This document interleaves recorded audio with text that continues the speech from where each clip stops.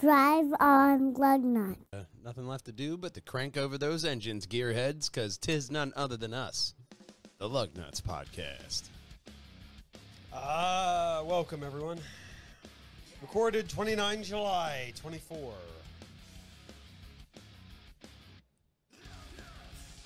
Corvette Zora. What? A new Hiroshima engine. A new logo. And a little bit more on this week's Lugnutz.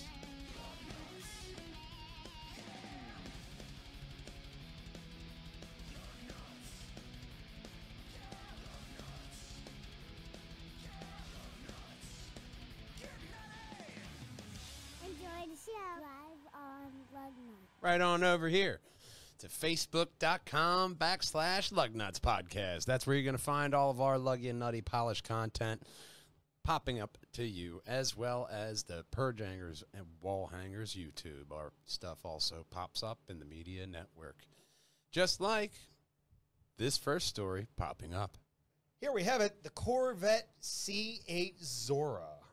It will have 1,064 horsepower, twin turbocharged, flat plane, crank V8. Okay.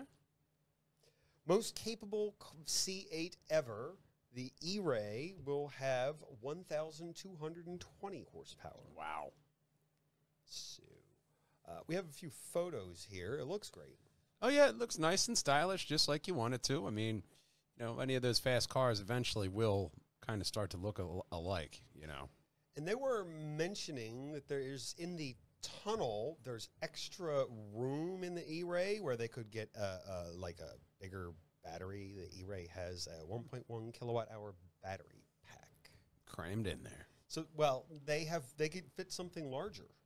Okay, well, you know, So it there you looks like they thought they could fit a little bit more. There we which go. would be Ooh, a nice interesting. little badge there. Yes. Get your sticker right there. Coolant hose, they did notice that they had this cutaway, and the coolant hose was bending around a bunch of stuff in a weird way. So it probably wasn't working right, huh? Around the electrical motors.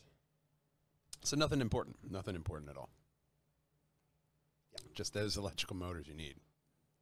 So in June, they caught this testing the Ferrari SF90 Stridesdale when it was in camouflage. So that's the pedigree that we're looking at with this new C8, all made here in America. I mean, it doesn't look bad. I mean, it's got a very nice back end, Or that's very sharp, Ford. angular. Chevy, it could be made anywhere, I guess. Well, yeah, you know. Nice open top there. Driving down on a quiet summer day, just Having the drop top, but it might pop with this next story. So I got this one from CNN, so it might be true. So 100,000 Toyota Tundra pickup trucks and you're already doing good right there. It's a Toyota, right, and it's a pickup truck. For the You're doing network good. that could. They got some of it, right? At least the pictures, right? You're doing good. And 3,500 Lexus SUVs. Your engine will lose power. Oh. So they're just going to give you a new engine. Well, we were talking about how CNN was doing good, not Toyota, just to clarify. Okay, that's Yeah, just, no, they're just going to give you a new engine. We'll just if it's losing power. We're just going to here's some engines. Yeah, power engine. Get your maybe, engine. maybe like a fuel line or something like that. They say it's just easier just to replace the whole engine on a big truck than it is to like go in because you got to pull the engine out anyway. So like, Yeah, it's kind of redundant. just That makes put sense. a new one in. Yeah, They just makes bought sense. it. How many miles could they have on it? Just put a new one in. you know what I mean. In 2015, Hyundai had a similar problem with 470,000 Sonatas with a similar problem. We've been talking about a loss of power past couple weeks. You know, it's been a prominent problem across the board, I think, right now. It's like So- airbags. It's like one person gets chicken pox and the measles, and then everybody gets it in class. That was way back in 2015, the olden days. Yeah. Yeah, but, you know, I mean, not just in this brand, but there have been a lot of, you know, loss of power articles coming out. So, you know, it's like the next automotive common cold. Like, oh, poof, you got loss of power too? Oh, And man, when they involve batteries, often they involve fire. A lot like this next story. Out of Hiroshima, they're going full forward with the rotary engine. It's the triangular-shaped thing behind us. Here is the rotary engine. It's going to be in the Mazda MX-30 Sky Active Series Hybrid, which will allow the rotary to give it a good old charge with not 117. That would be a battery. Yeah, all right. 17 kilowatt-hour lithium-ion battery pack, and it would weigh a ton. Oh my God, yeah. Good Provide news. We got it to happen. 52 miles of range. Okay. That's nice. 52 miles, that's something. For just electric range. So I mean, if you're running low, hey, that extra 52 miles may get you somewhere. As long as it's not that cold. would get me to work several days. Yeah, as long as it's not cold, you know, then you're just out of luck. They have more plans for electrification and for 2 rotary sports cars and an RX model coming soon. Okay. Probably when they're done designing it. Yeah, I mean, they've stuck true to the rotary engine for a very long time, so there has to be something about the rotary that's helping them meet all the standards as well as. Well, actually, it's funny you mention that. They're gonna have the capability to operate with carbon neutral fuels. Okay. So that's something different, and Hydrogen. that will really extend the life of the rotary. Oh yeah. Especially you get that carbon neutral. Mm-hmm. I can drive in California. It's a rotary and carbon neutral. Oh. Yeah, you just, once again, that infrastructure word. Yeah. You know what I mean? It's just you guys still got to make your mind up, okay? You want to replace this carbon fuel. What are you doing? You getting rid of fossil fuels with what? Yeah. But imagine if you took like 6 of them Mm-hmm. and you like put all 6 of them and that was the power. I mean, yeah, it'd be impressive, but, you know. I don't know what you'd put it in, but that'd be cool. It'd be a massive fucking car, I tell It you. would. It'd be gigantically massive. Something out of fucking Mad Max. You put 1 for each tire. There you go. And then 3 in the center. Even Caligula had a thing for things that are overdone and way too big for what they needed to be. Well, we're not going to get bigger than this story needs to be, and we're going to just scroll on over to the next Mazda story. Here it is, the brand new logo. Can you tell the difference? Is somebody colored it in? No, like the ends up here a bit swoopier. Oh. I had to read the article to find this stuff out for you people. Oh. This is a recent trademark filing in Japan. Okay. So oh look, I wrote it in the copy. The outer rings are more circular than the current logo, slightly squared off with the M shape. Yeah, because the other one, it kind of curves. I can't. You Mazda nuts, man. Okay. It curves. Okay. Yeah, okay. I believe you. it. I'm not saying With I a less don't. flowing and more angular. Yeah, it looks angry. Exclusive to China. Kind of looks like somebody starting to draw like a cartoon figure, a Hawkman. Yeah, and they got bored. Like, you know what? I'll come back to this drawing. Draw later. no, it's one of those in those coloring books. Draw Yeah. your own Hawkman. Yeah. Mine's gonna have bunny ears. You know? How will maybe he I'll- fly? He's got wings too. Come on. This is supposed to be a car. Oh right, right.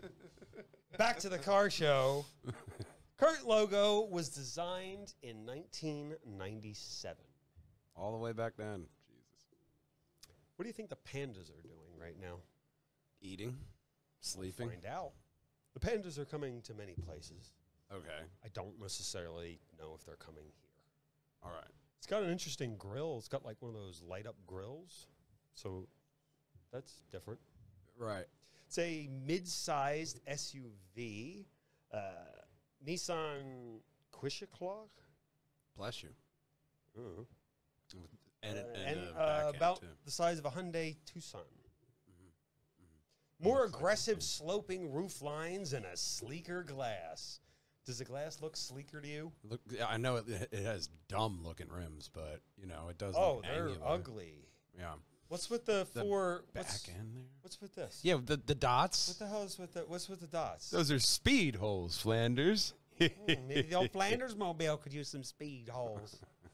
Good thing I always keep my Bible close to my heart. And my copy of the cross. I think I'll run inside now. I love that. I know I made them from the south. That's Speed holes. Speed holes. Oh God. LED lighting for yeah. daytime running lamps that illuminates the Fiat logo. Currently, I'm sure you could maybe change that if you're. Wow, that's a color. That's green. Speed holes are gone. You know, that's the best part of that one. Yeah, right maybe there. they're only on the other side. So they're going to get 2 cars out of this, and they're going to share this design language. Well, this is the second one. And then the first one is this ugly piece of crap right here. So I can get behind this green one a little bit more than the ugly first brother there. Still, And then that guy. that's the guy. That's the guy who runs the show. But you know, it's definitely more palatable than the first one. Oh, wait for this. They're going to use the smart car platform. How many of them? They have a. You got like two of them in there per car. I hate this. They were so tiny and awful. To get my bachelor's, I did a thing on cars. Believe it or not. No way. If a Suburban hits you, you're just dead, and everyone in the car, they're never. You're gonna be like. It's one of the first videos. It's horrifying. It's one of the first Look videos. up the crash test if you.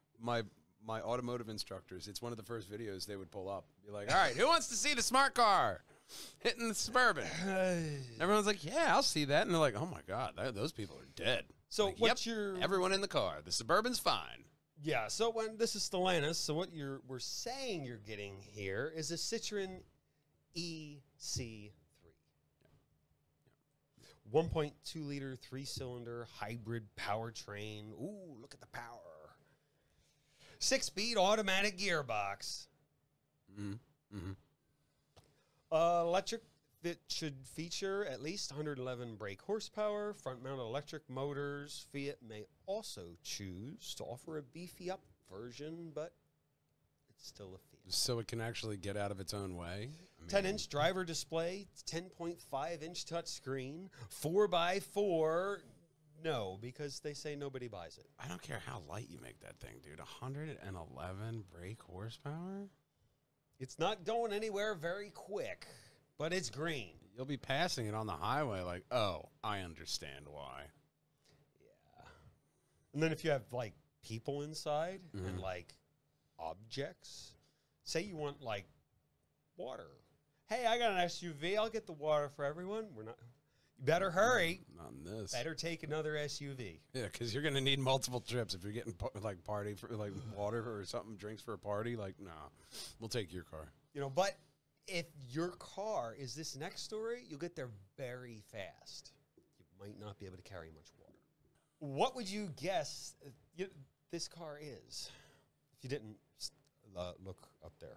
I mean, if just looking at it, you'd think it's a higher end, like a Porsche. Yeah, Porsche. Like it kind of looks like a Porsche to me from this back end. But what are you going to do back there when you put it?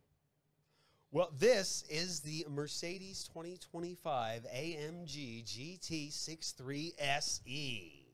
Ooh, what a name.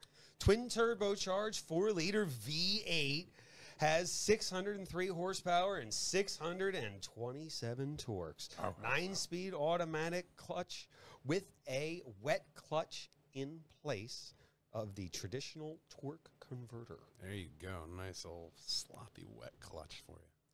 Rear axle is an electric drive unit that consists of a 201 horsepower motor and 236 torques. Okay. All crammed in Two-speed there. transmission, electrically controlled, limited slip, inverter, 4.8 kilowatt liquid-cooled lithium-ion battery pack. And they claim that the E-unit adds nearly 500 pounds. If you want a car that weighs more, it must perform faster. It'll weigh 4,800 pounds. Careful, what? That sounds like a heavy car to me. I mean, yeah, For such there's a definitely been small- heavier, but it's a 4-liter V8 Yeah. on top of the motors and everything else they have going on. So, I mean, yeah, it's heavy, but that's why they're offsetting it with all that power. I mean, it's going to be heavy, though. It's definitely going to be heavy. Top speed 190. 0 to 60 in 2.7 with the race start activated. Drift mode, which decouples the front axle, sending all 805 horsepower to the rear tires for you to buy new rear tires. Yeah. Well, that's also right in line with the limited slip and why they have all these different systems and all these different features crammed in there to make it fun. And the corners are hydro-pneumatically linked to the mitigated body roll, and the system tuning varies from sport to comfort. Well, yeah, that's interesting because it's using hydraulics to control the body and the suspension to offset the roll to make sure that you get the most power and keep your wheels on the track or sliding where you want. Hydraulics are amazing. Yep.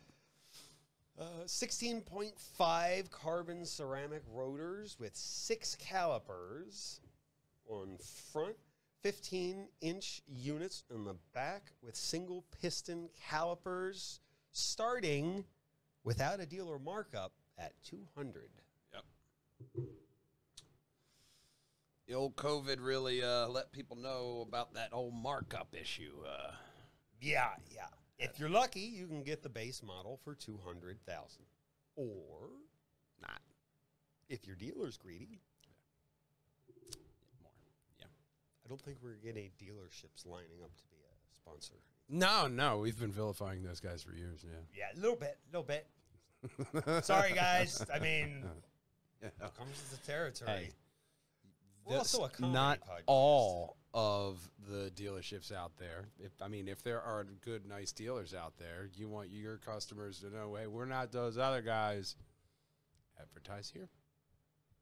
PJandDWH.com is where you can find all our contact information.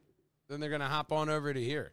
Facebook.com/Lugnutz Podcast. And that's where you're going to find all of our Luggy and Nutty content coming to you in a timely fashion. But it's a lot like the time where you found a Porsche or even a Ferrari without lug nuts. Well, that's crazy because nothing rolls without lug nuts. We'll see you next week, gang. Until then, drive on! This just in, Porsche is going to integrate ChatGPT as standard. It's nice to know we're all going to get to know ChatGPT really well, aren't we? Whether we like it or not. Even the doodle's excited. Join us again next week. Thank you very much.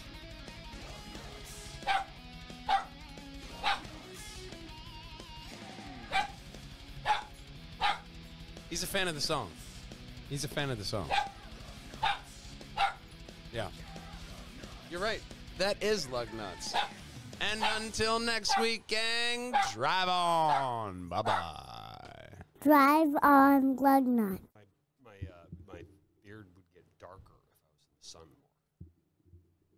Change his color. Like a little cancer detector. If it gets this red, go inside. Another trip around the sun. We made it. But yeah, another trip around the sun, another rotation in the planet's surface, and another week of Lugnutz Podcast. That's why we want you to hit that subscribe button. Right above my head's going to be the very best Perjangers and Wallhangers video for you. Right above Big Brother's head is going to be all over 170 Lugnutz podcast and a convenient playlist. And, of course, as our main man Connor says, Enjoy the show. wrong one. Drive on Lugnutz. We'll see you next week, gang. Until then, drive on. Drive on Lugnutz.